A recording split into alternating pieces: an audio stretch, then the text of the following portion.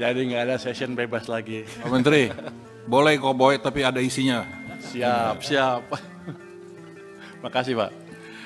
Baru 1 hari dilantik, Menteri Keuangan, Purbaya Yudi Sadewas, sudah menuai protes karena gaya bicaranya yang koboi.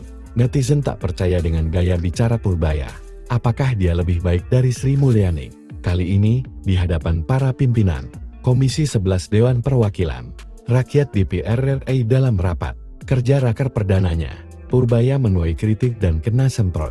Hal itu bermula saat dia persilakan berbicara di depan forum DPR RI di Komisi 11 DPR RI. Saya baru merasakan dampaknya, rupanya beda. Jadi sekarang saya akan stick ke pidato yang sudah disiapkan oleh staf saya di sini, Pak. Jadi nggak ada session bebas lagi. Pak Menteri, Menurut Purbaya, gaya bicaranya yang bebas seperti koboi itu tidak pernah dipermasalahkan saat dirinya menjabat sebagai Ketua Dewan Komisioner Lembaga Penjamin Simpanan LPR.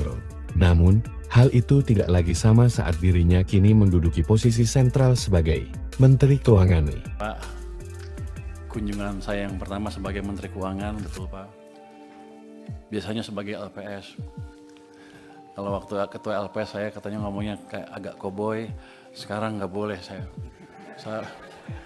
Namun, baru saja menyelesaikan kalimatnya, salah anggota Komisi 11 DPR RI fraksi Partai Gerindra, Muhammad Hakam, lantas menyampaikan kritiknya dan menegur Purbaya. Menurutnya, tidak masalah jika Purbaya memiliki gaya bicara seperti koboi, asal apa yang diucapkan berbobot. Pak Menteri, boleh kobon, asal ada isinya, tegur Hakam. Saran itu pun langsung diamini oleh Purbaya. Siap, makasih Pak, katanya. Diketahui, gaya kobon dan ceplas-ceplos Menkeu Purbaya membuat sorotan. Terlebih lagi anaknya menyindir Sri Mulyani sebagai agen CR.